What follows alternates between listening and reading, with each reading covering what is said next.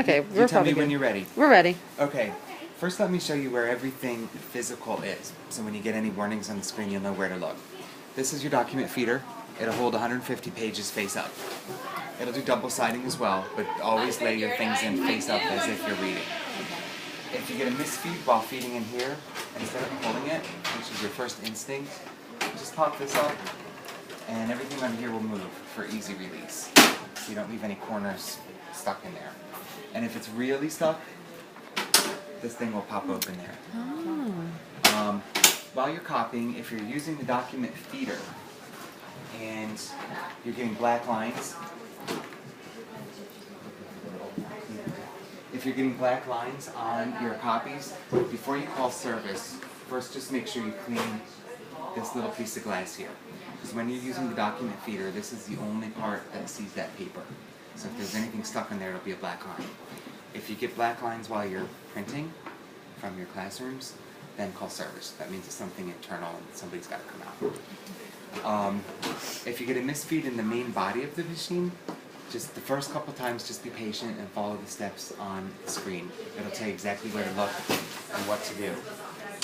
Everything that you can touch without hurting yourself or hurting the copier is labeled and is colored plastic. Let me just show you the basics. This whole guy with this door lever here will slide out, and it might tell you to lift E3. And down here I call this a secret because it's hard to see when you're standing up. That'll pop open. And then the entire fuser will slide out.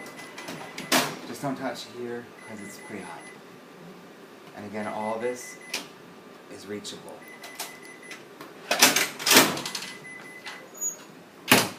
Another spot would be in the finisher here. Water spots. And this whole thing will slide out, so any of your misfeeds are easily reachable.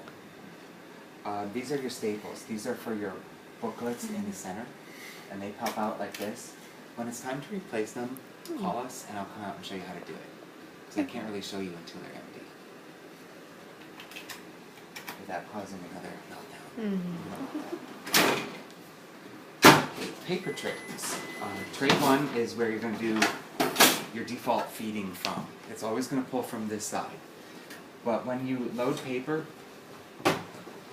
just make sure you fan it so you notice there's nothing stuck in there. And the machine likes it better when we load from the left.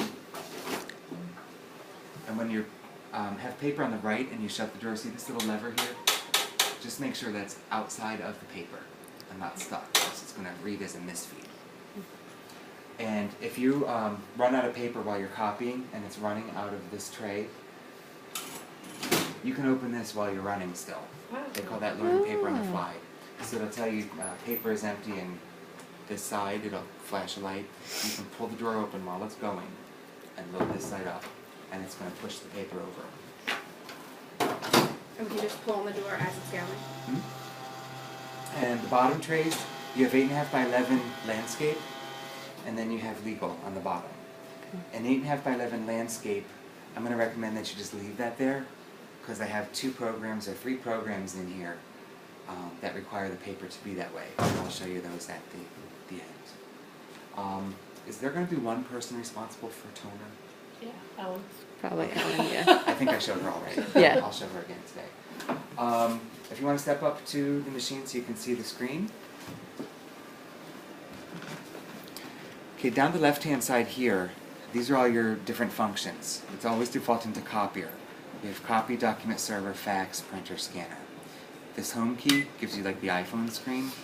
It basically correlates to the hard keys here. So you can get to copier this way or this way. It doesn't really matter. Okay. Everything on the left-hand side of this strip here refers to your actual physical original. It's always going to default to text and right in the middle with light and dark. If you need to go darker, just hit the arrow toward the dark side. If you need to copy something that's a picture with text around it, select text photo, and it's going to ask you what kind of picture it is. Usually it's like a printed photo from a book or something. Just give you the optimal clarity. Photo is if you're just copying a photo, and again it's going to ask you what kind of picture it is. Pale, I recommend using that if you're copying something that's handwritten. specifically with pencil. Because what it'll do is fill in, you know, when you write with pencil, it's the fibers of the paper sometimes miss it. It'll fill those in to make it a little bit darker.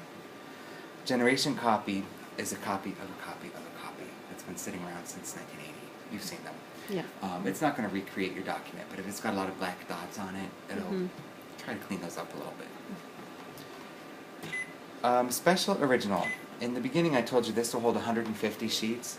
If ever, which probably won't happen here, but if you have a job that's bigger than 150 pages, say it's 300 pages and you need 10 cents, rather than running it through and separating things on a table, you can go to Special Original and hit Batch.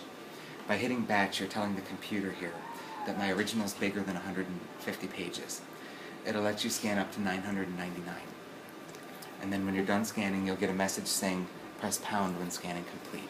That way you're telling the computer that's the last of it, go ahead and start to print.